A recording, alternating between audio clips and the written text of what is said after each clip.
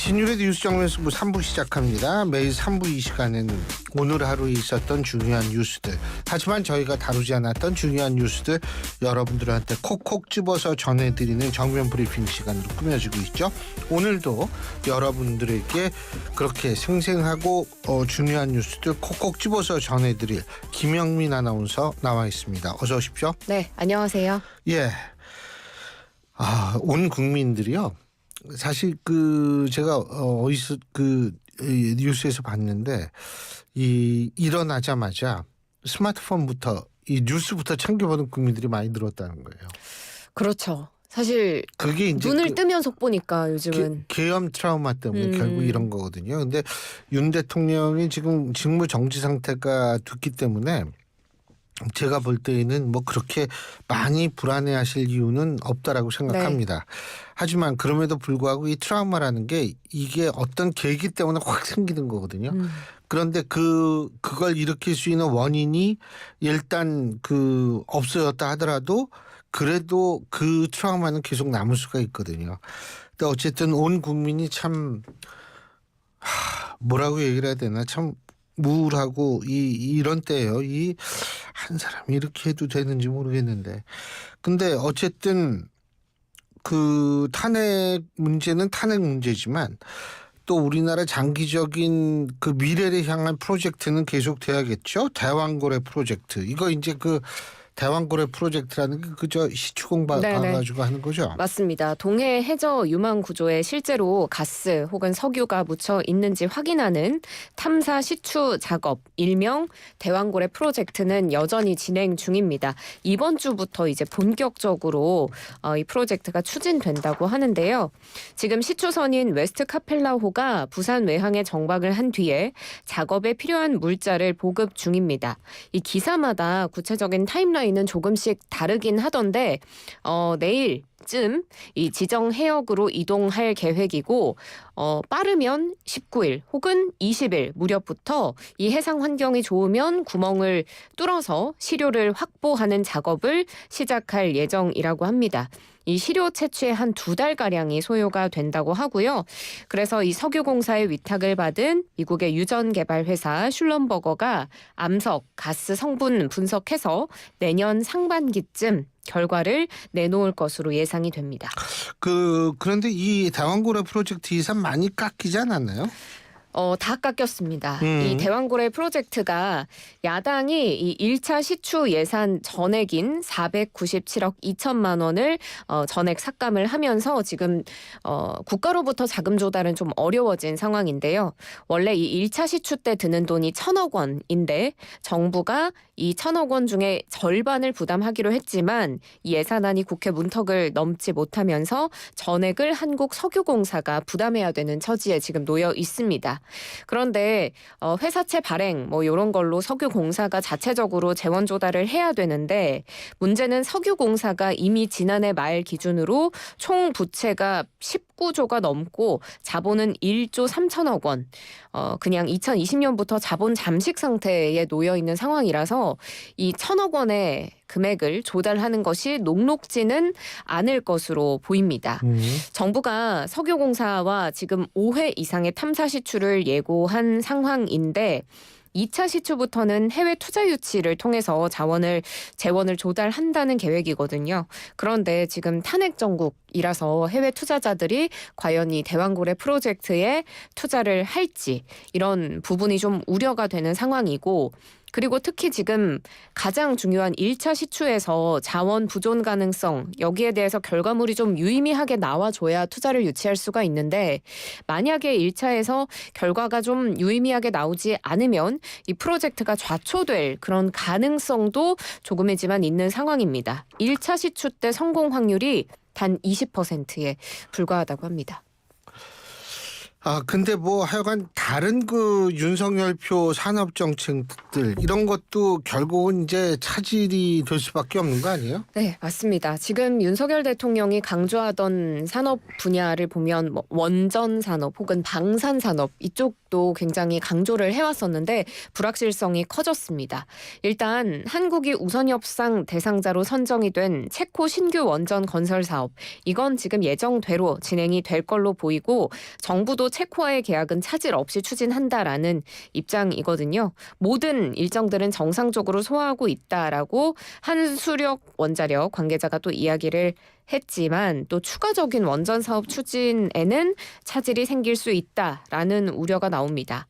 지금 11차 전력 수립 기본 계획이 이제 연내에 국회 보고를 마쳐야 하는데 이 일정도 당장 불투명해진 상황이고요. 이 11차 전력 수립 기본 계획에는 신규 원전 3기 그리고 소형 모듈 원자로 건설 계획까지 담고 있었는데 이 부분은 좀 불투명해졌다라는 우려가 생겼고요. K방산 역시도 당분간은 좀 불확실성이 커졌습니다.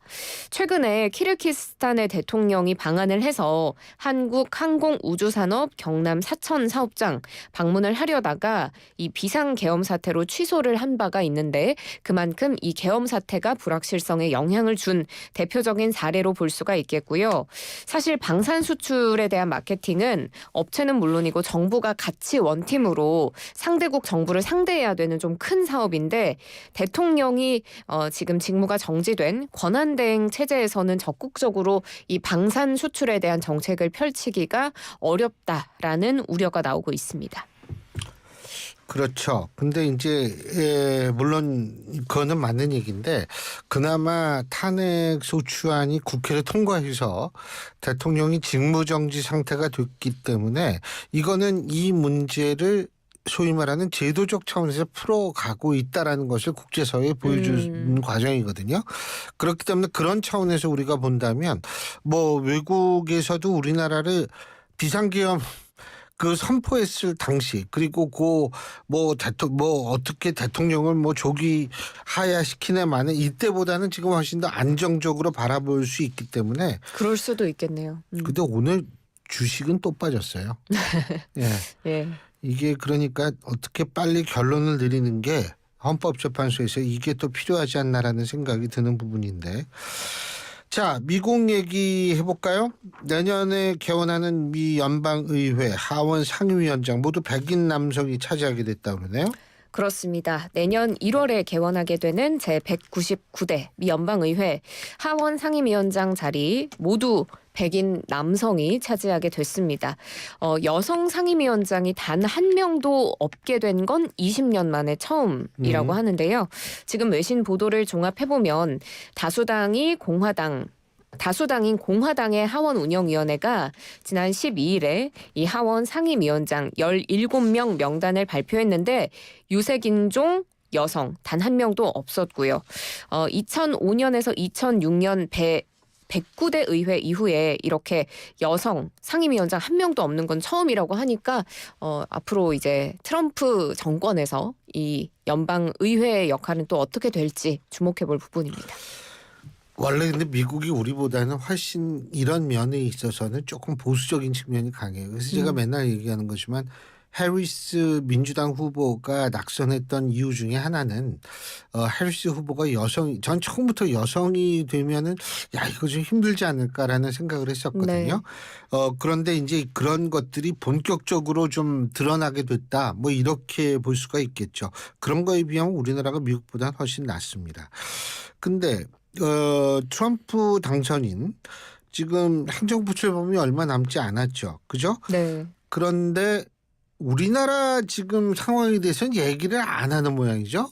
그런 것 같아요. 백악관의 입장도 나오고 미 국무부 입장도 나오고 그렇지만 트럼프 당선인이 직접 어떤 입장을 밝힌 적은 단 한 번도 없었잖아요. 사실 이 트럼프 일기 행정부 때도 박근혜 전 대통령 탄핵 정국 이었지 않습니까? 그때도 트럼프 일기 행정부가 죽은 권력은 상대하지 않겠다. 다음 정부 대화하겠다. 이런 입장을 밝힌 바가 있어서 이번에도 왜 입장을 내지 않는지 과거에 비춰서 해석하는 언론 보도들이 많더라고요. 일단 트럼프 당선인 공식적, 비공식적 입장 전혀 내놓지 않고 있는데 이게 한국 패싱이다. 이런 관측도 있고 아니면 앞으로 이제 출범하고 나서 한국과 협상을 다양하게 할 텐데 좀 유리한 결과를 이끌어내기 위해서 일단은 발언을 삼가고 있는 것이 아니냐 이런 해석도 나오고 있는 상황인데요. 내년 1월 20일에 출범을 해서 지금 한덕수 권한대행을 카운터파트로 인정을 안 할 수도 있다 이런 관측이 나오는데 어떨까요? 글쎄요. 뭐 근데 사실 트럼프 이제 대통령 당선인은 이렇게 생각할 수 있어요. 어떻게 한국은 내가 대통령만 되면은 이게 이렇게 탄핵이 일어나고 저 참 권한대행 체제냐. 예, 지난번 일기 때도 그랬거든요. 그때 박근혜 공교롭기도 전 해요. 대통령 네. 탄핵이었죠. 근데 지금 또 그러니까 아마 그런 식의 어떤 그런 과거의 경험에서 나오는 노하우가 있을 수는 있죠. 예. 그거 좀 지켜봐야 되는데. 근데 북한을 그러니까 주로는 아니에요. 이게 몇 나라 담당하는 특별 대사가 있는데 이게 그레넬이라는 사람을 지명했는데 사실 그레넬이라는 사람은 굉장히 핵심 측근이다 뭐 이렇게 알려진 모양이더라고요. 네, 맞습니다. 특별 임무 대사에 이제 리처드 그레넬 전 주 독일 대사가 지명이 됐는데요. 트럼프 당선인의 외교 책사로 꼽힙니다. 이 특별 임무 대사가 북한 업무를 포함해서 특수 임무를 담당하게 되는 자리라서 이제 북한 관련한 업무도 그레넬 전 주 독일 대사가 담당을 하게 될 것으로 보입니다. 트럼프 1기 행정부 때 주 독일 대사, 국가정보국 국장 대행 지냈고요. 또 유엔 안보리에서 8년가량 일하면서 북한과 일한 적이 있다라고 트럼프 당선인이 소개를 했습니다. 이제 최측근 외교 책사를 이 북한의 업무까지 담당하는 영역에 지명한 건 북미 대화에 대한 의지를 좀 시사한 것으로 해석이 될 여지가 있어 보이고 사실 트럼프 당선인은 지난 12일에 타임지와의 인터뷰에서도 이 북한과의 대화 의지를 드러냈다고 볼 수 있는 그런 발언을 한 바가 있습니다. 난 김정은을 안다. 난 김정은과 매우 잘 지낸다. 난 아마 그가 제대로 상대한 유일한 사람이다. 이런 발언을 했거든요. 그래서 좀 뭐랄까 우리나라에 대해서는 어떤 입장을 밝히지는 않으면서 북한에는 외교 책사를 임명한 이런 부분이 좀 대비돼서 나타나는 것으로 보입니다. 근데 이제 사실 제일 문제인 게 만일 트럼프 행정부가 북한하고 핵 군축 회담을 시작한다라고 한다면 사실은 이게 그때 우리나라가 말해요. 예를 들면 그건 핵 보유국으로 북한을 인정한다는 얘기거든요. 근데 거기에서 우리가 예를 들면 뭐 평화를 얘기하고 이러면 굉장히 이게 좀 시의적절하지 않을 가능성이 굉장히 높아요. 네. 그렇기 때문에 만일 핵군축 회담이 있을 때 우리는 어떤 스탠스를 취해야 되느냐를 사실은 지금부터 고민을 해야 되는데 우리나라 상황이 이렇게 돼버려가지고 이게 참 안타깝습니다. 근데 확실한 거는 뭐냐면 북한이 핵 보유국 지위를 갖는 순간부터 우리는 굉장히 여러 가지 면에서 고민스러운 상황이 발생할 가능성이 있다라는 생각이 듭니다. 야, 그리고 내가 또 이런 얘기할 줄 몰랐는데 우체통에 뭐 넣어본 적이 전 굉장히 오래됐어요. 한 번도 없죠. 영민 아니요, 아나운서. 어릴 때는 있었습니다. 편지 보낸 적이 초등학교 때 정도가 마지막이었던 것 같아요. 그래도 한 있구나. 20년 전? 그래도 있구나. 근데 우체통이 40년 만에 바뀐다고 그러는데 어떻게 바뀐다는 거예요? 네. 1984년에 처음으로 빨간 우체통이 등장을 했대요. 그 뒤로는 큰 변화가 없이 우체통이 유지가 되어 왔는데 모습은 물론이고 기능까지도 바뀐다고 지금 우정사업본부에서 밝혔습니다. 에코 우체통을 도입한다라고 밝혔는데 원래는 사실 그 종이로 된 편지만 넣을 수가 있었잖아요. 그런데 이제는 등기 우편, 소형 소포도 받을 수가 있고 그리고 에코함이라는 걸 따로 마련해서 여기에 폐의약품이나 커피 캡슐까지도 회수할 수 있도록 했습니다. 예. 이 재질도 원래 플라스틱이었는데 철제 강판으로 바뀐다고 하고요. 그래서 올 연말까지 서울 일부 지역에 90여 개의 새 우체통을 우선적으로 설치할 계획입니다. 근데 뭐 등기우편 뭐 이런 거는 가끔 하기는 하죠. 그리고 이제 특히 이제 이 전세라든지 월세 있을 때 내용 증명 보내고 이런 거 있죠. 네. 그런데 저는 조금 걱정이 되는 게 소형 소포까지 이제 할 수가 있다. 네. 근데 제가 왜 이게 걱정이 되느냐? 사실은 이게 뭐 우리나라는 아주 위험하지는 않다고는 하지만 그래도 모르니까 테러에 관련된 예를 들면 이런 것들도 생각 안 할 수가 없기 때문에 이런 거는 조금 걱정이 됩니다. 그럴 수도 있을 것 같습니다. 예. 그런데 이제 폐의약품까지 뭐 저거 한다. 회수가 가능해진다. 이러면 활용도가 늘어나죠. 집에 안 먹는 약이 많거든요. 맞습니다. 그 폐의약품 함부로 버리면 큰일 나요. 그 하수도 네. 그 굉장히 환경 오염 시켜요. 맞습니다. 그래서 약국으로 가져다주고 뭐 이런 식으로 해야 되는데 그게 번거롭다 보니까 예. 이제 우체통이 그 역할을 하게 되는 건데 요즘 뭐 중고거래다 해서 개인 간 작은 택배 거래는 많이들 하잖아요. 그래서 이제 우체통에 넣으면 편리하게 그런 걸 이용할 수가 있을 것 같은데요. 사전에 우체국 홈페이지나 앱에서 요금 결제한 다음에 이 사전 접수 번호를 기록해서 우체통에 넣으면 택배가 보내진다고 하고요.